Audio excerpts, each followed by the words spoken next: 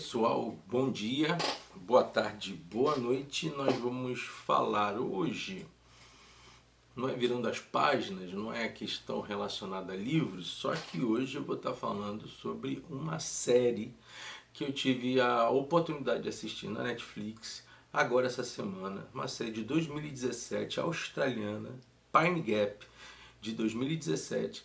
Mas antes de tudo, o assunto foi bastante interessante. Eu gosto muito do conteúdo, do assunto que foi pautado nessa série. A gente vai conversar um pouco sobre ela. Poucos ou quase nenhum dos artistas que fazem parte dela são conhecidos do público mais do Ocidente. Existem alguns atores norte-americanos, na sua grande maioria tem uma malaia, perdão, tem um indiano, mas em geral são atores australianos junto com norte-americanos e fazem uma série que para mim foi bastante,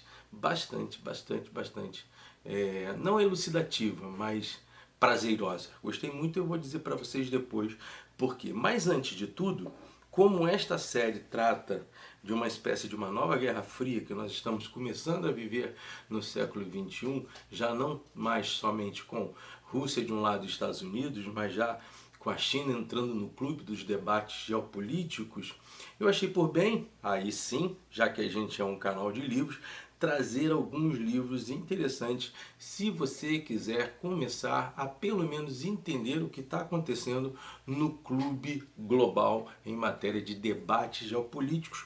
Bom, o primeiro livro que eu indico para você é um livro introdutório, este aqui, ó, Uma Breve História do Século XX, da editora Fundamento.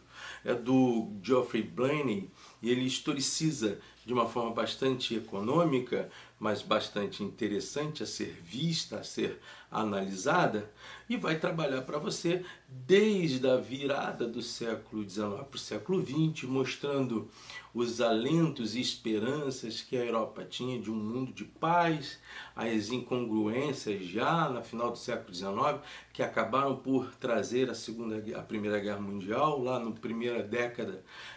segunda década, perdão, do século XX, e depois eles vão pautando ponto a ponto de tudo que foi o século XX, todos os seus atores políticos, todos os seus personagens políticos, as questões não só das duas grandes guerras, mas as guerras periféricas que aconteceram no mundo, os tratados e as organizações que foram fundadas nesse período. Ele vai ser um livro realmente introdutório para dar a você uma noção global, uma noção ampliada do que foi o século XX e te preparar para entender um pouquinho a confusão que a gente está vivendo hoje no debate político internacional, do qual o Brasil deveria, de uma forma ou de outra, cada vez mais se inteirar disso. E eu acho que nos últimos 20 anos nós deixamos para trás o que era diplomacia e passamos a tratar as questões políticas muito mais sobre parâmetros ideológicos, tá certo? Este livro aqui, então, é um livro de início. Você vai ter, são 227 páginas, não, 284 páginas. São 284 páginas, mais ou menos, e vai ser um livro leve, você vai conseguir ler ele de uma forma bastante tranquila, e se você se organizar, você consegue ler esse livro em 2 semanas. Um bom livro, um livro interessante para que você tenha em mãos. Um outro livro que eu vou indicar a vocês, este é um livro icônico no campo de análise histórica das guerras. Esse livro aqui é O Julgamento das Nações, do Christoph Dawson. Esta obra, gente, ela foi escrita em 1942. O Dawson é um historiador britânico, começa a escrever todo o julgamento das nações a partir de 1942, tendo sob pano de fundo a Segunda Guerra Mundial, e ele fecha este livro em 1946. Não é à toa que a capa do livro é o juízo final do pintor Hans Melling, tá certo? Esta capa ela é ultra ultra icônica, porque ela representa justamente a visão que o autor, que o Dawson estava tendo de um mundo completamente perdido, a ponto de entender que os malefícios da Segunda Guerra Mundial estavam trazendo julgamento a todas as nações. Tem 2 capítulos e eu acho que tem uma coisa, quando você vai ver o contexto histórico, você consegue ligar, por exemplo, situações que acabam gerando guerras como as da Primeira e principalmente a Segunda Guerra Mundial. Se você teve uma Segunda Guerra Mundial, ela se dá por 2 motivos básicos, pelo menos no que tange a Alemanha e no que tange também o Japão. O primeiro foi a forma como o Tratado de Versalhes foi feito, que foi um tratado de vingança. Não foi necessariamente quando fechado esse tratado em Versalhes, os franceses e britânicos se utilizaram desse movimento para dar resposta ao seu público interno e deixaram a Alemanha numa situação bastante humilhante. Você acaba criando um ambiente para surgir vocês sabem quem veio nesse arrombo de humilhação que a Alemanha tinha, e ele começa a ser então um herói. Esse senhor começa a ser então um herói da reconstrução alemã. Adolf Hitler então vai ter um alimento do ódio, do rancor e da vingança proporcionado, infelizmente, por um tratado que muito mais se fez sob um campo de resposta interna aos povos que se sentiram agredidos pela ação tanto do Império Austro-Húngaro como o Império Alemão.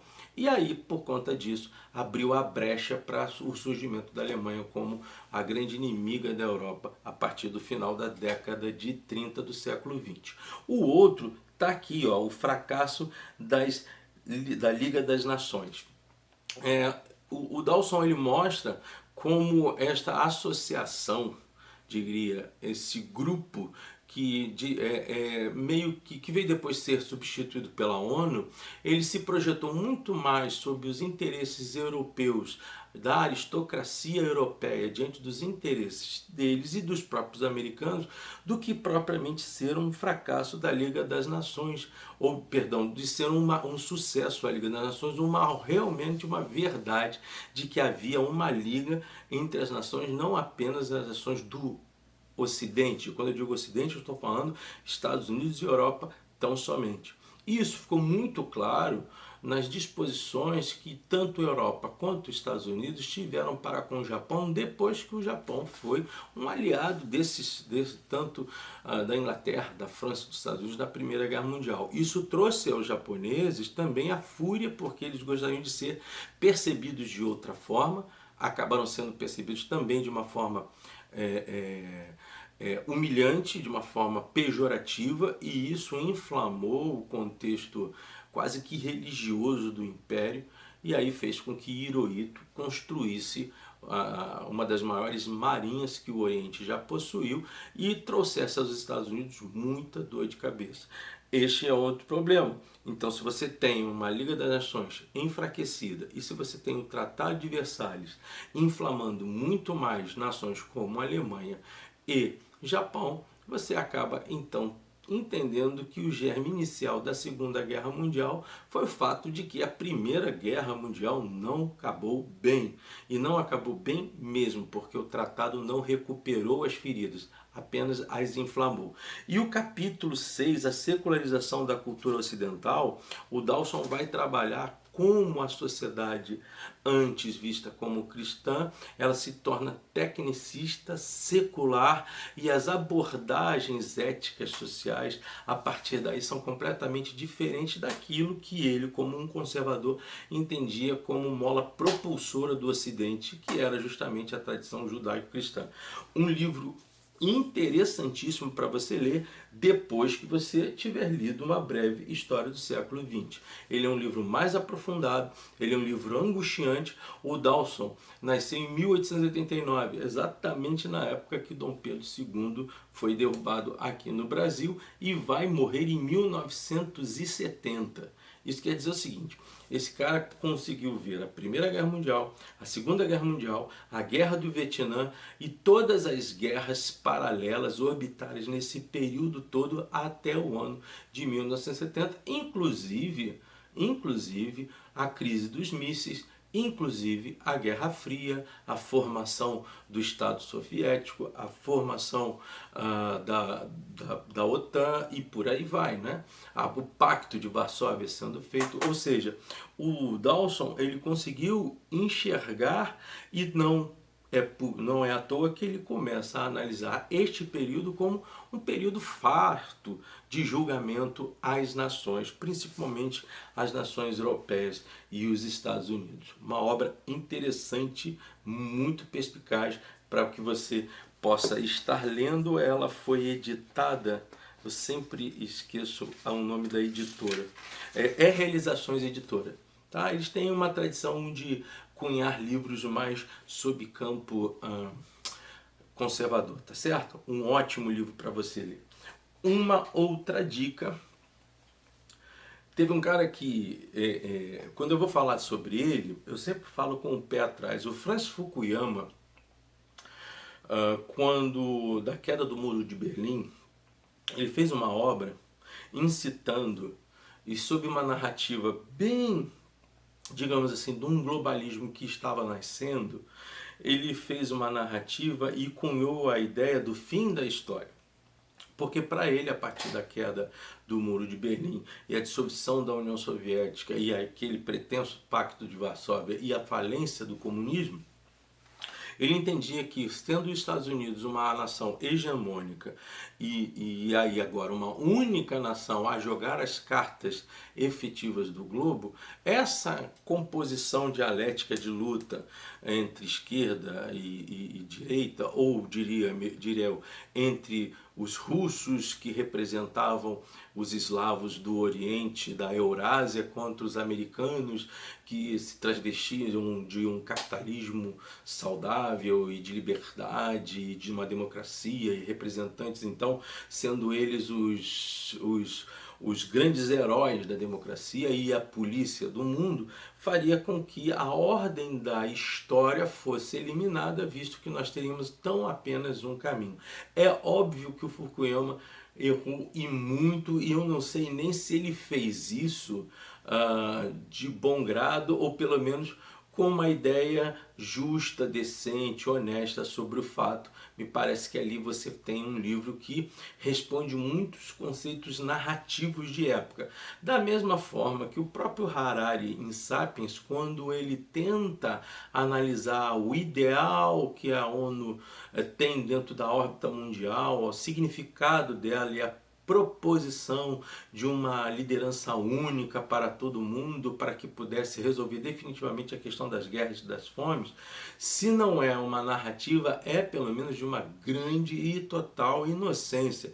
Isso por quê? Porque a história continua valendo e porque necessariamente, quando se pensava que nós teríamos um mundo global, cada vez mais países sob cunho nacionalista vão surgindo. Você tem presidentes nacionalistas como o nosso aqui no Brasil, você tem a Hungria, você tem a Polônia, mas mais do que isso, você tem a China comunista, que é nacionalista, e os próprios russos, que também são. Quando eu falo de nacionalismo, eu não estou nem um pouco pensando naquele nacionalismo trabalhista que existiu na Alemanha da década de 30 e 40. Tenham cuidado com isso. Eu estou falando de países que honram os seus tratados fronteiriços e entendem que eles precisam ser soberanos nos debates internacionais, mesmo contra os grandes conglomerados globalistas, porque cada vez mais as questões de Estado estão sendo superadas por interesses de grandes famílias e interesses de grandes empresas, tá certo? Então, ele vai acabar não pedindo perdão pelo erro e nem dando a mão à palmatória, mas depois que ele vai escrever A Construção dos Estados, que é um livro de 2016, se eu não estiver enganado, ele acaba escrevendo A Ordem da Decadência Política. Nesse livro aqui, o que ele está tentando é analisar os novos estados ou o tipo de estado que hoje é representado nos países do século XXI. Ou seja, ele tende a admitir, ainda que não deixe isso claro, que efetivamente o fim da história, de fim não teve nada. O que teve foi o fim da teoria dele, da qual ele não conseguiu compreender ou tentou desvirtuar, mas que a partir daí, ele tendo uma premissa desde lá do processo da Revolução Industrial, ele vai analisar todos esses fortalecimentos, exercícios de Estado, partindo da Revolução Industrial e trazendo a pretensa, ele continua com narrativas pretensas, globalização da democracia, onde, na verdade, o texto democrata e o título e a ideia da democracia ocidental, ela não tem sido repartida de forma completa e entendida de forma completa por vários países do Oriente, principalmente países com forças culturais até ou bem mais anteriores do que a ideia da democracia dentro do Ocidente. Mas esse livro aqui do Francis Fukuyama vale para que seja lido, e da mesma forma que você tem que ter uma retina crítica ao que o Fukuyama escreveu lá no fim da história, também tenha nesse livro, mas tenta trazer daqui alguns elementos para que você esteja preparado para uma minha última dica, que é o Henry Kissinger. Eu já falei sobre ele no livro sobre a China. Se você quiser depois ver aí vou deixar aqui o endereço do vídeo, você vai lá nele e veja como se deu a conversa do Henry Kissinger a partir dos elementos formativos da China e o que é a China nos dias de hoje, análises certeiras. E o Henry Kissinger, apesar de ter várias questões contra ele, inclusive as questões que ele apoiou contra a Indochina e talvez assim se fazendo de bobo quando olhou a crise na Ásia setentrional, ali no Mar da China, e países que acabaram sendo formados a fórceps como Taiwan, o Kissinger foi altamente importante para, junto com Nixon, se aproximarem Estados Unidos de China.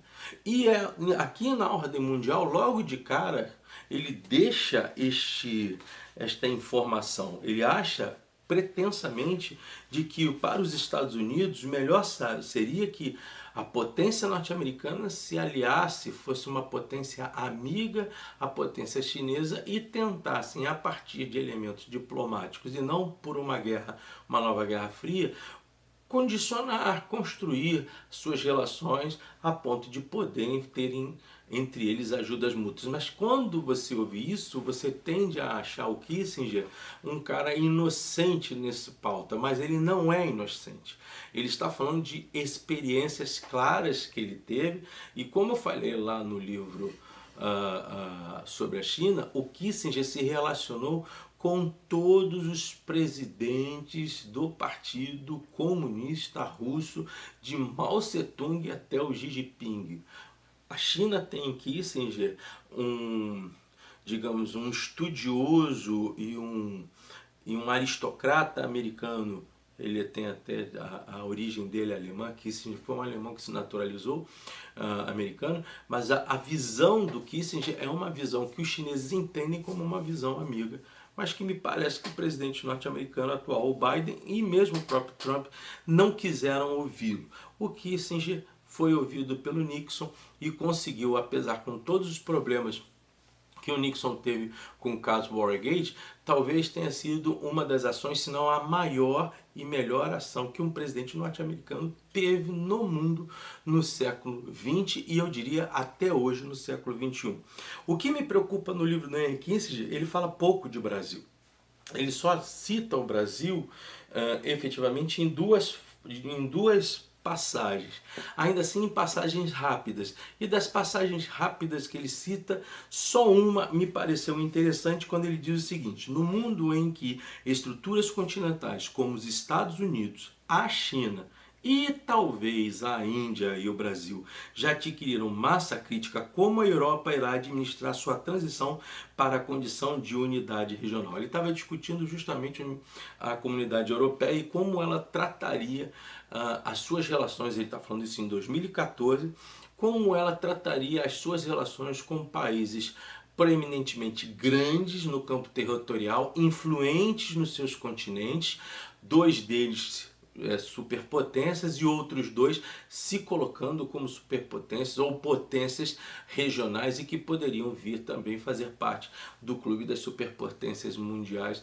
a prazo mais rápido do que se imaginava. Pena que o Brasil, por conta dessa briguinha toda ideológica que já estamos aí há quase 20 anos com isso, ele não está enxergando isso que o Kissinger enxergou, e ele está, ao invés de ascender no cenário diplomático e no cenário internacional, na geopolítica internacional, ele passa a ser uma carta valiosa, mas de jogo dentro das perspectivas culturais chinesas e americanas e os seus choques com identidade e vontade, obviamente, de serem superpotências e que possam dominar o processo, no caso dos Estados Unidos, ainda territorial, no caso chinês, as economias e as influências econômicas. Então, esse é um outro livro que vale a pena você, por fim, estar lendo isso. Depois que você lê isso tudo, você vai virar um analista internacional, um analista de estratégia internacional, de diplomacia? Eu acho que não, mas você vai ter condições de conversar e querer aprender mais sobre os assuntos voltados àquilo que você está vivendo hoje e talvez não esteja percebendo que os problemas que estão acontecendo nessa realidade global estão afetando o teu bolso, estão afetando a tua casa, estão afetando o teu lanchinho e o teu churrasco de sábado e domingo. Então, essa é a dica desses 4 livros, e eu queria também novamente indicar a vocês o canal Arte da Guerra do comandante Robinson Farinazzo. Há muito debate inteligente, há muita conversa, existem lives interessantes, seja você de que escopo político e ideológico você tenha, vale a pena você estar procurando o canal Arte da Guerra para que você possa se aprofundar, concordando ou não, mas se aprofundar em algumas questões e queixumes que o comandante Robinson deixa lá e que são alertas para o Brasil como o Brasil. Não é o Brasil da esquerda nem o Brasil da direita, o Brasil, Brasil, tá certo? Então, quando a gente mergulha agora, nós vamos falar agora de Pine Gap. Pine Gap para mim foi uma grande surpresa, uma série que começou em 2014 e que tem temas interessantíssimos, inclusive debatidos lá no Arte da Guerra. Você tem então uma região, você tem uma ligação de aliança entre Austrália e Estados Unidos, que acaba formando ou acaba sugerindo a existência, e que isto é fato, a existência de uma base de controle que é a chamada de Pine Gap. Pine Gap é, de fato, uma verdadeira base de espionagem americana em solo australiano. Ela fica mais ou menos a 20 quilômetros a sudoeste da Austrália, em Alice Springs, no território do norte da Austrália.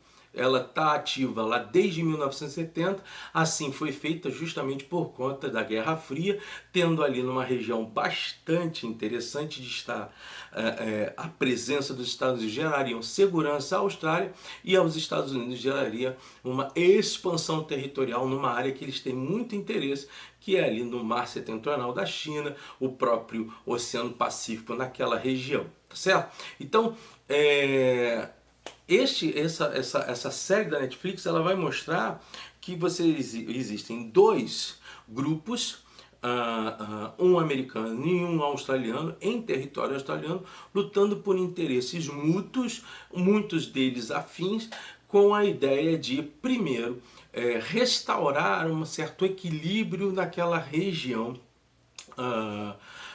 do Oriente. O fato é que a Austrália, gente, se você for ver a Austrália, ela fica mais ou menos aqui, onde você está vendo a minha mão. A Nova Zelândia fica para cá, mas aqui em cima você tem as Filipinas, e aí você tem o Vietnã por aqui, você tem o Camboja, Tailândia, a Mianmar, antiga Birmânia, o Laos, e lá em cima você tem a China, e mais acima você tem a Rússia, E nesse processo todo, a partir da segunda metade do século XXI, a China começou com a instalação de ilhas artificiais, promoveu algo que é inédito na história chinesa, que é uma marinha cada vez mais robusta, ainda não pode nem se comparar à marinha norte-americana, mas ela se torna robusta porque a história da China com relação ao mar é uma história empobrecida, acreditem nisso. Eles desistiram, ainda no Império Chinês, e no século XII, eles desistiram da relação chinesa com o mar e eles olharam muito mais para o continente do que propriamente além do continente. Se existe lá no Oriente uma nação que trabalhou o mar com muita propriedade, essa nação foi o Japão.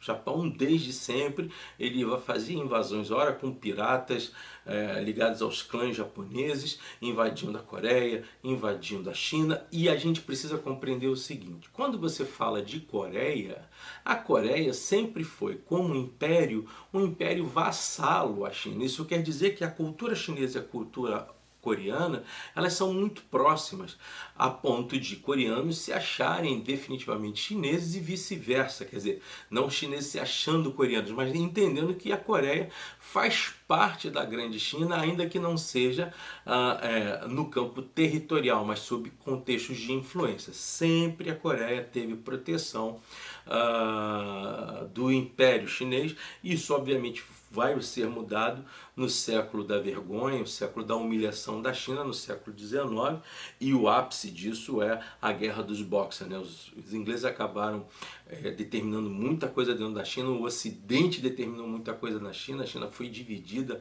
perdeu Formosa, perdeu Taiwan, perdeu uma parte mais acima da Manchúria, que virou Vladivostok, virou território russo. A gente fala um pouquinho lá sobre a China. Então os chineses, a partir de Mao Tse-tung, começaram a reconstruir o país, inclusive com dinheiro norte-americano, e decidiram, uma vez por todas, ter de volta aquilo que eles entendiam que era deles. Hong Kong, por exemplo, é um desses territórios que se retornaram para os chineses através de rompimentos de tratados. A Inglaterra deixou Hong Kong e os chineses passaram a ter uma força administrativa, e o Hong Kong é sim ainda, como eles não queiram, o Hong Kong é sim um território, extensão do território chinês. Outro exemplo, Formosa, que esteve durante muito tempo na mão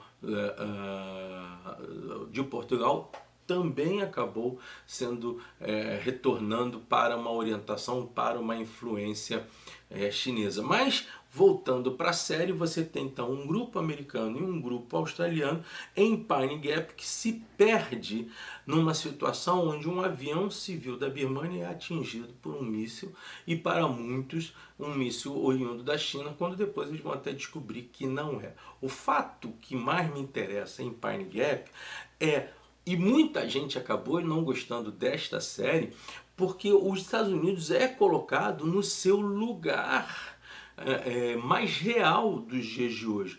E as conversas entre a chefe de espionagem, a chefe do grupo australiano de espionagem e de inteligência com o seu parceiro norte-americano em Pine Gap são extremamente ácidas, e inclusive trazendo em alguns momentos verdades que eu vou colocar já já.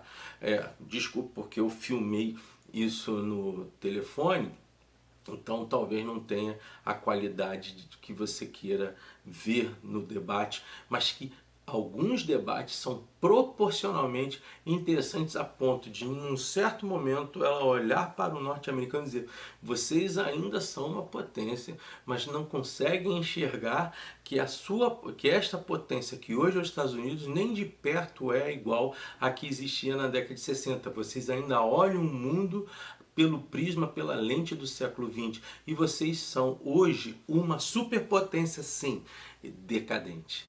E um outro debate que é muito legal, que é o debate de armamento nuclear como cultura dissuasória. O que quer dizer isso? Você não precisa ter o mesmo número de armamento nuclear, a mesma quantidade de mísseis balísticos nucleares que um outro país. Mas se você tem os seus mísseis, nucleares no seu território, por menor número que seja, eles são elementos dissuasórios. Eles fazem com que um outro país pense duas vezes em ter uma ação militar contra o seu território. Quem vai falar isso, se você acha que isso é um exagero na série, mas quem vai falar isso é o Raymond Aron, que vira e mexe.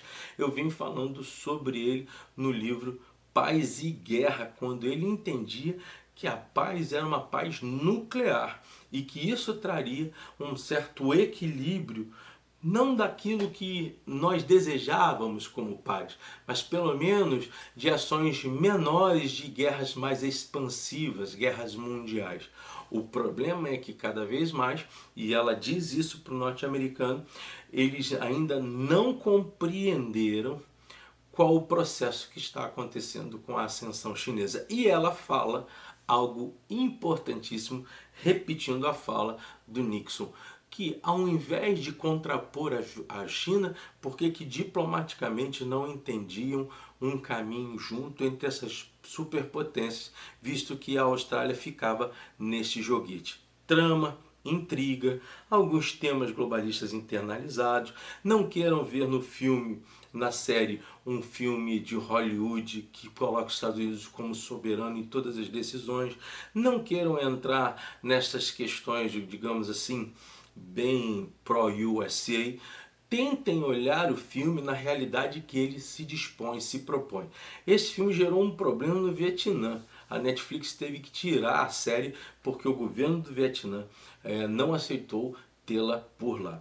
Mas é uma série interessante, com 6 capítulos, rápida, que começou em 2014, tinha uma proposta de 2017, perdão, tinha uma proposta de uma nova temporada em 2019, não aconteceu muito por conta da Covid, mas que eu tenho absoluta certeza, se você for ver com uma lente responsável, com senso crítico, não querendo elementos espetaculares, a espetacularização hollywoodiana e querendo compreender o roteiro, você vai se sentir bem confortável e vai se agradar da série. Pensem bem, não é uma série hollywoodiana, é uma série bem trabalhada com atores que nós não conhecemos, conhecemos muito pouco, e o tenso debate interno, que nos parece em dado momento lento, ele faz parte de uma construção retórica bastante evidente para os dias de hoje. Uma série trabalhada com o requinte e o rigor da realidade da geopolítica que a gente vive hoje.